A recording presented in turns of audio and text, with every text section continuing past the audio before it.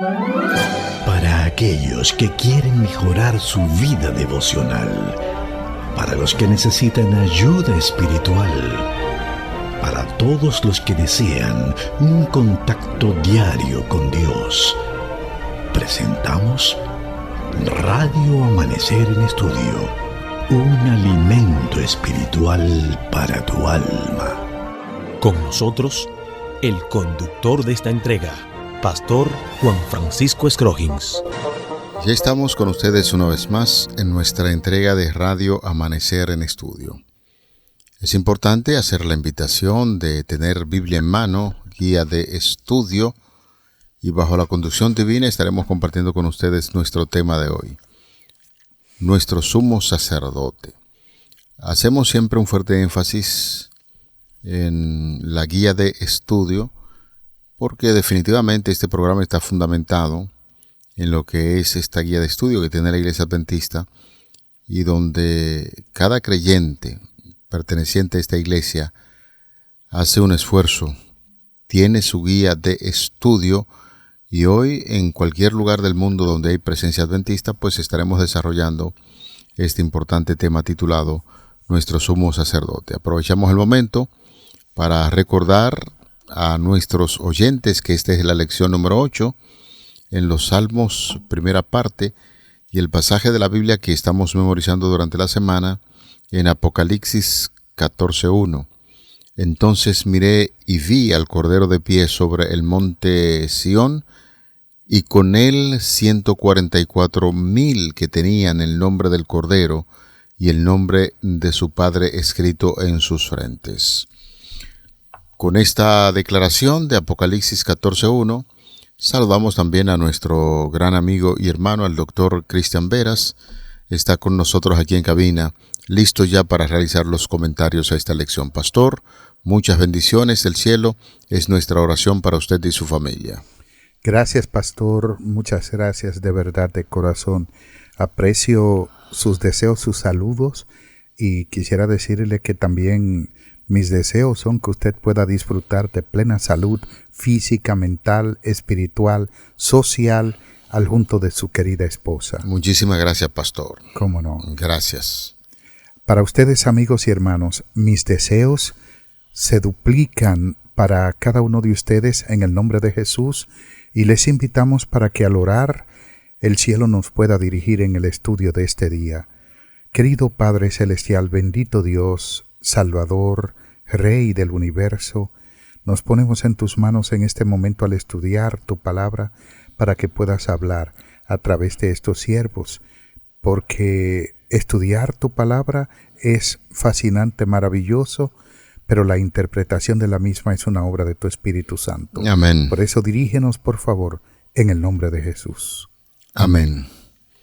Hoy vamos a darnos una vuelta por lo que es el santuario terrenal, el modelo que Dios le dio a Moisés para que construyera, porque conforme al título que tenemos por delante, nuestro sumo sacerdote, es importante entender la dinámica en primera instancia de lo que ocurría, o más bien de lo que es el santuario terrenal, los servicios que se efectuaban allí y a quién representaba. Por eso, pastor, es importante esto, que nosotros podamos hacer un recuento así de manera breve para entender la dinámica del santuario terrenal conforme a lo que señalaba que era justo el sacerdocio de nuestro Señor Jesucristo. Eso es muy importante, y luego de estos comentarios y ciertos argumentos, tenemos necesariamente que ver esto, cómo sucedía también, o cómo se puede visualizar esto en el estudio de la semana, porque estamos hablando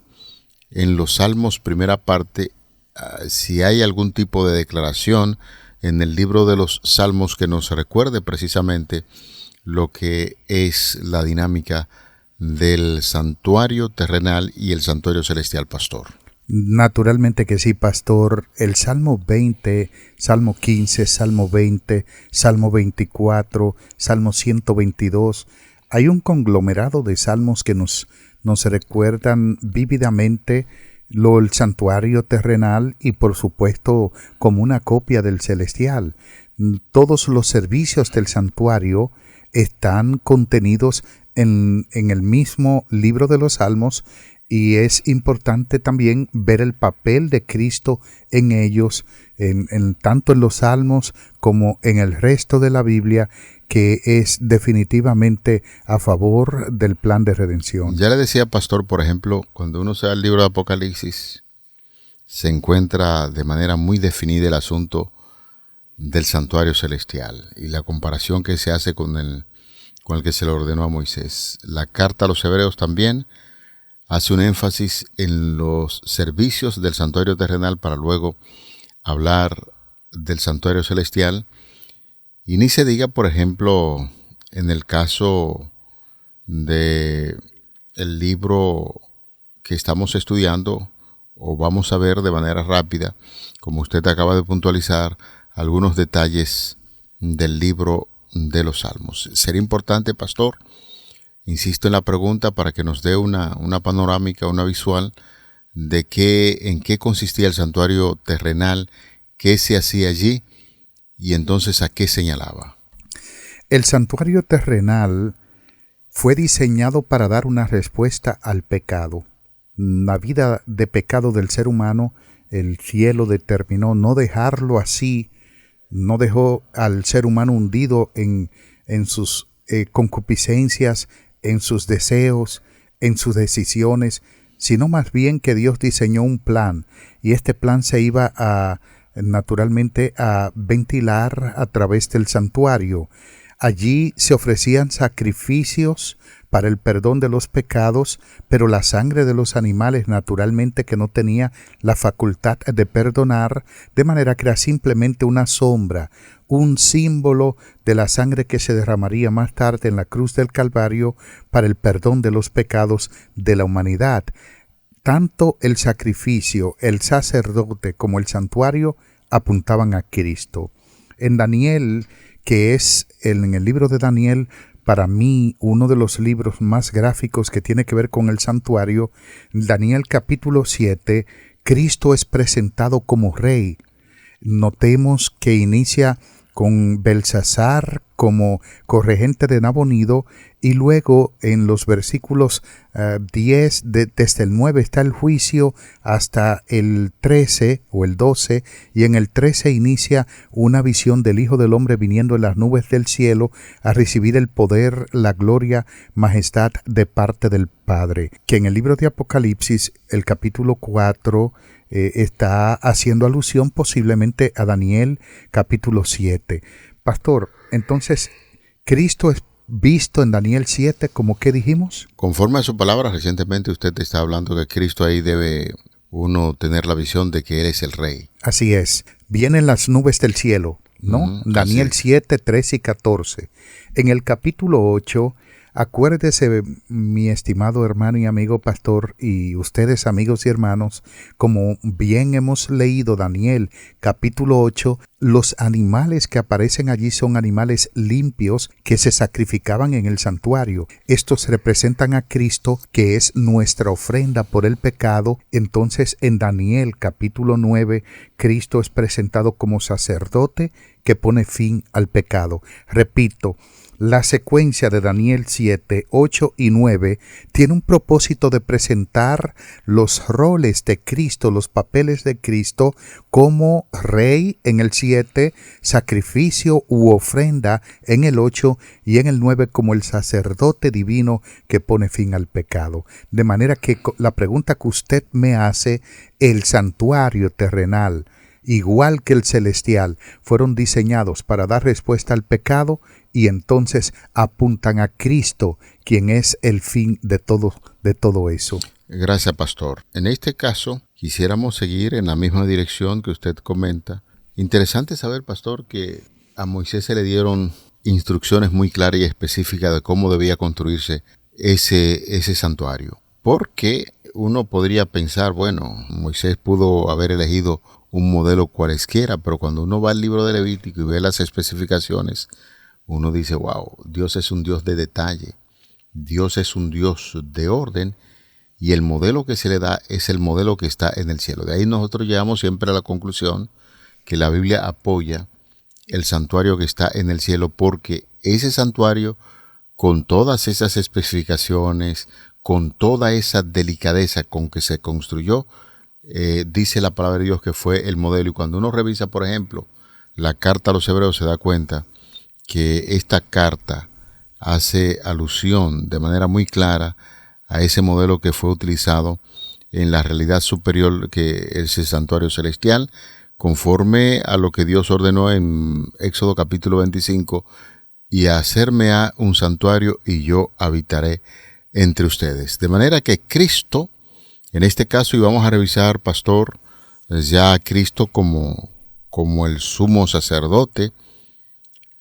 Se hacía en los asuntos terrenales, había un sumo sacerdote que pasaba a administrar una vez al año a favor del pueblo, y esto también está señalando a Cristo ya como sumo sacerdote.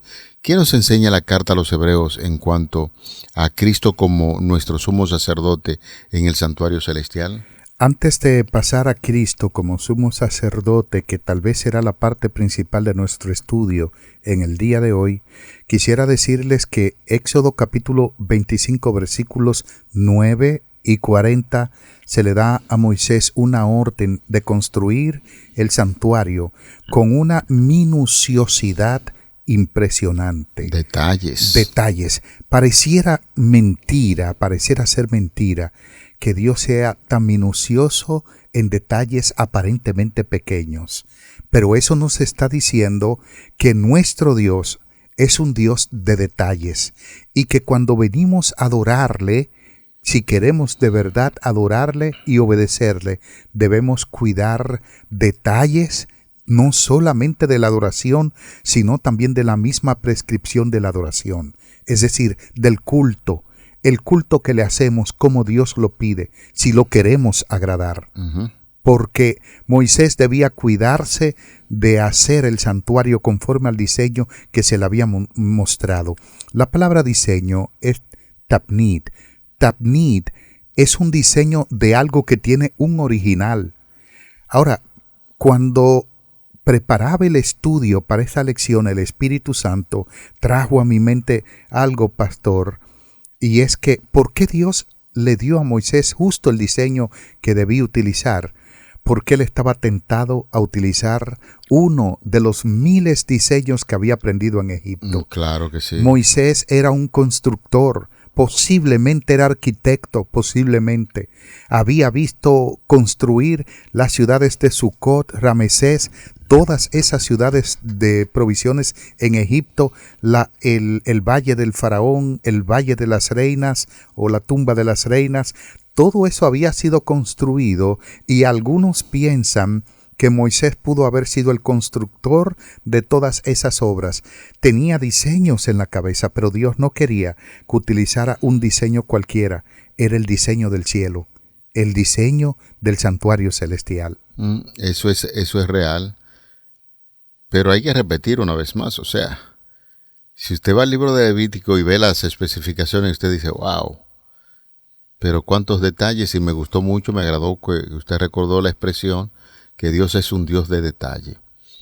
Usted sabe que en eso consiste ciertamente la obra de Jesucristo, todos los detalles con el propósito de llevar la salvación a los seres humanos. Y le hacía una pregunta, pastor, conforme a lo que nos enseña ya la carta a los Hebreos, porque hemos estudiado sobre los sacrificios que se hacían diariamente, la intervención del sumo sacerdote una vez al año para interceder por el pueblo, y allí en ese lugar era donde se hacía básicamente la expiación de los pecados, porque a través de la fe, los rituales que se hacían allí y la forma tan minuciosa del santuario señalaba a la obra intercesora de Cristo. Y es como dice Hebreos capítulo 9, los versículos del 11 al 15, para permitirle a usted que pueda hablar de estos detalles. Pero estando ya presente Cristo, quien es el sumo sacerdote de los bienes venideros, por el más amplio y más perfecto tabernáculo, no hecho de manos, es decir, no de esta creación.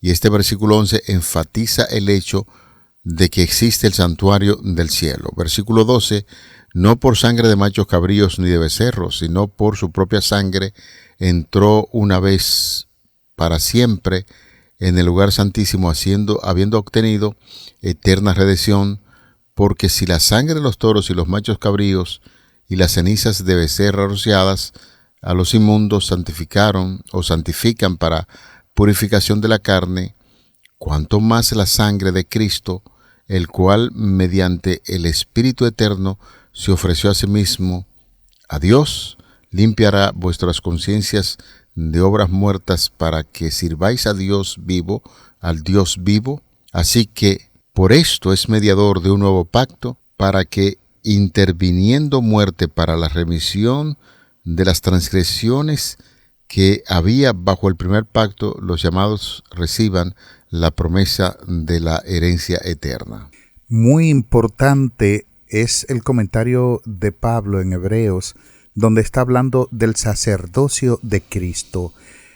Sería muy atinado decir que los hebreos, los cristianos hebreos, querían regresar al judaísmo. Sí. Ellos se habían desesperado porque supuestamente Cristo estaba tardando en venir, y Pablo quiere recordarles ahora a través de la epístola a los hebreos todo lo que tenía que ver con el santuario. Lo llevó hasta la propia economía, el corazón de la economía judía, tanto en el desierto como para el tiempo patriarcal, y la importancia del santuario. Y entonces él les está recordando a ellos que el sacerdote humano era muy limitado. El sacerdote humano para poder, no tenía poder en sí para quitar el pecado, no tenía poder para interceder. Él necesitaba ofrecer por sí mismo, y la ofrenda que llevaba cada día al santuario era un becerro por él, uno por su casa.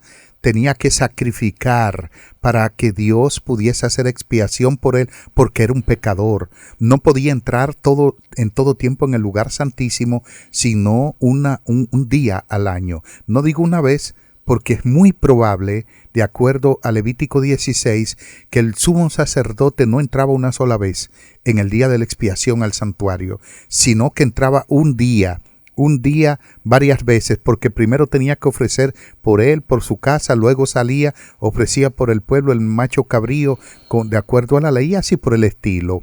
Sin embargo, cuando Pablo le está presentando a los hebreos el sacerdocio de Cristo, le está diciendo que ese sacerdocio nos convenía.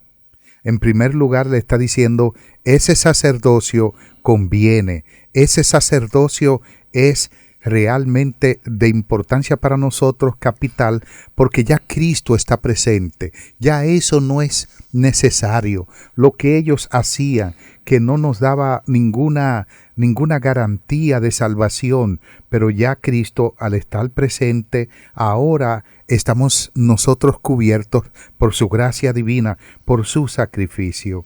El sacerdote tenía cuatro oficios principales. 4. 1.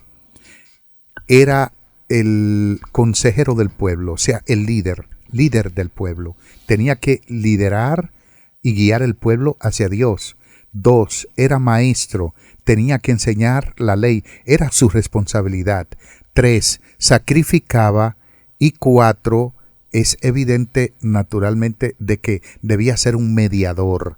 Cristo, el sacerdote humano, le gustaban 2 de esos oficios solamente. Ni le gustaba el de líder ni el de maestro, porque no había lucro, no había beneficio material. Simplemente le gustaba el sacrificio y la mediación, porque cuando una persona pecaba venía al santuario trayendo una ofrenda, y esa ofrenda algunas veces el sacerdote se quedaba con algo de eso. Así es. Y entonces en el caso de los sacrificios, el oferente traía y el sacerdote también tomaba del sacrificio, se enriquecía, y no había 2 que no les gustaba. Cristo toma, pastor y estimados amigos, los 4 papeles o roles del verdadero sacerdocio. Enseña al pueblo a conocer a Dios, Es Cristo quien nos guía. Lo que Pablo dice en Gálatas 3:24, que la ley ha sido nuestro ayo, la ley lo que hace es que nos conduce a Cristo, y Cristo es quien nos lleva al Padre. De manera que Cristo es nuestro líder. También es nuestro maestro, nos enseña. También es nuestro sacerdote eterno, porque está intercediendo por nosotros de una manera humilde, y por supuesto que también Él sacrificó su vida, entregó su vida en la cruz del Calvario para el perdón de los pecados. Eso es lo que está presentando Pablo en Hebreos capítulo 9, versículos 11 al 15. Hay algunos detalles ahora que vamos a ver. Reconocemos que el texto que estudiamos de Hebreos 9, del 11 al 15, hace mención que ya no hay necesidad de la sangre de toro, de macho cabrío, todo eso, porque Cristo derramó su sangre, y esa sangre no se está derramando constantemente, una vez y para siempre, para el perdón de los pecados, porque Él es nuestro sumo sacerdote. Haciendo algún tipo de comparación, pastor, y usted te estuvo mencionando que el sumo sacerdote entraba al lugar santísimo.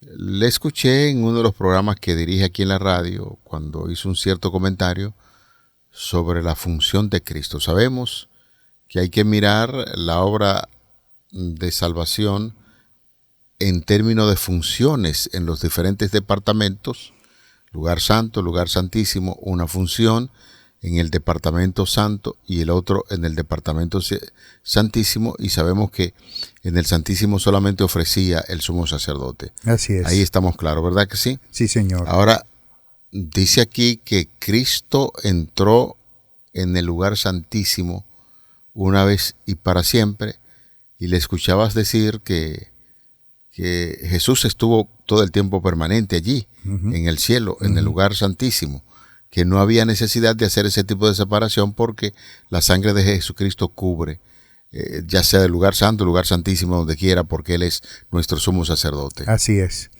Sí, gracias, pastor. Veo que escuchó muy bien el programa y que una memoria, a veces dicen que usted tiene una memoria, pero veo que Dios le ha dado muy buena memoria, porque puede no solamente captar, sino conservar y exponer con bastante claridad.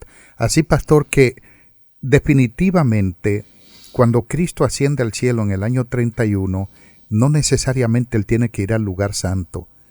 No le estoy diciendo a ustedes que el sumo sacerdocio de Cristo inició en el lugar santísimo. No. Hay una fase de mediación en el lugar santo y luego una fase de purificación en el lugar santísimo. Lo que estoy diciendo es que Cristo salió del lugar santísimo porque Él era rey, y cuando asciende al cielo sigue siendo rey. Es el rey eterno, de manera que su sangre, mejor que la sangre de toros y de machos cabríos, es llevada al santuario para la expiación por nuestros pecados. Y decía también que la sangre de Cristo es la única sangre que no contamina, pastor. Cuando usted ve el santuario terrenal, con la sangre se contaminaba el santuario, se asperjaba sobre la cortina, sobre los cuernos del altar. Había veces que se vaciaba sangre en lo que tenía que ver con una zanja alrededor del altar, y eso contaminaba el santuario. Pero la sangre de Cristo no contamina, la sangre de Cristo no mancha, la sangre de Cristo limpia, y es la única que tiene poder para purificar. Es importante también que sepamos que el día de la expiación había purificación, pero era con la misma sangre. Pero ese día descendía Dios a ajustar cuentas con su pueblo, y era esto lo que le daba la purificación al pueblo. Un acto que tenía que ver con el simbolismo de lo que Cristo haría más tarde en la cruz del Calvario. Por eso la sangre de Cristo, su sacrificio, es expiación completa para toda la humanidad. Maravilloso, pastor, esas ideas. Es en estos minutos finales, ya como habíamos informado, estamos estudiando el libro de los Salmos, y hay un salmo que dibuja de manera muy clara lo que se hacía en el santuario y la proyección hacia el santuario celestial. El Salmo número 122, allí se nos dice: yo me alegré con los que decían, a la casa del Señor iremos. Puntualizar, ese santuario no está allí, pero tenemos la linda alternativa que a través de la fe podemos acercarnos al verdadero santuario que está en el cielo, conforme a lo que se nos enseña en la carta a los Hebreos. Versículo número 2 dice: nuestros pies estuvieron dentro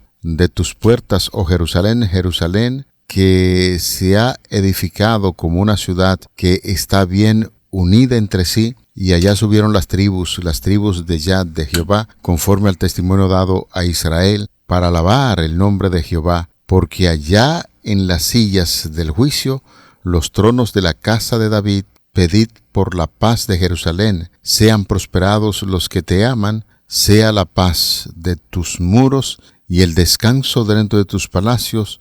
Por amor de mis hermanos y mis compañeros, diré yo, la paz sea contigo.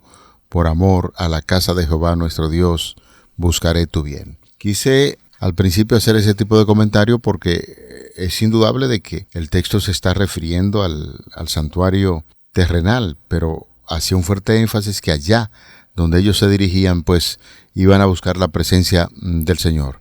Y es así, pastor, como lo enseña el libro de la carta a los Hebreos, que ya aunque ese santuario no está aquí, nosotros podemos acudir al santuario celestial, donde por la fe encontramos que Jesús intercede por cada uno de nosotros. Amén. Ese salmo, el 122, es conocido como el Salmo de los Peregrinos, o es uno de los salmos de los peregrinos, porque hay otros, por ejemplo, el 121 que dice: alzaré mis ojos a los montes, ¿de dónde vendrá mi socorro? Mi socorro viene de Jehová. Estos salmos fueron compuestos, aunque están en manera anónima, fueron compuestos por alguien por inspiración divina, que cuando él veía que iban a una de las fiestas que se hacían en Jerusalén, compuso este salmo. Por ejemplo, está hablando, él dice: me alegré. Se regocija por la oportunidad que tenía de viajar con otros peregrinos a Jerusalén para rendir culto a Dios. Y es motivo de gozo rendir culto en compañía de quienes comparten nuestra propia fe. Por eso, como usted decía, pastor, tal vez no tengamos físicamente ese templo. No está hablando del templo de Jerusalén de hoy. De hecho, donde estaba el templo hoy hay una mezquita, y que no se le permite a los judíos entrar en ella. Desde el año 135 de nuestra era, el emperador Adriano construyó una ciudad donde estaba el templo ahí, llamada Aelia Capitolina, y no se le ha permitido a los judíos. Si entran, se arma la Tercera Guerra Mundial. De manera que no se refiere a ese lugar físico, pero hoy se refiere a un lugar de adoración en el mundo entero, donde hay 2 o 3 congregados en el nombre del Señor. Eso es así. Porque ahí Él está para bendecirlos. Y eso es lo más importante. Y por último, pastor, quisiera decir que donde estemos congregados, por favor, que la paz de Dios puede estar allí, que es el propósito del Salmo. Dice: paz, por amor de mis hermanos. Sin duda convenía que a todo Israel le convenía que hubiera paz en Jerusalén.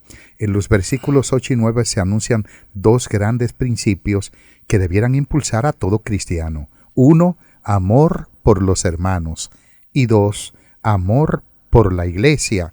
Los que aman a Dios amarán a los hermanos que componen la iglesia. Amén. Señores, llegamos al final de esta entrega de Radio Amanecer en Estudio. Quisiéramos invitarle, donde quiera que usted se encuentre, que juntos demos gracias a Dios por el contenido. Gracias, Padre, por el estudio de tu palabra. Ayúdanos a acudir en cualquier momento, como dice la Biblia, a tu encuentro, a través de la fe, donde quiera que estamos, allí al santuario celestial donde Jesús intercede por nosotros. Gracias por esta intercesión, y esperamos, como cada día, reconocer que tenemos ese privilegio de acercarnos a ti confiadamente. Favores que pedimos en el nombre de Jesús. Amén. Para aquellos que quieren mejorar su vida devocional, para los que necesitan ayuda espiritual, para todos los que desean un contacto diario con Dios, hemos presentado Radio Amanecer en Estudio, un alimento espiritual para tu alma.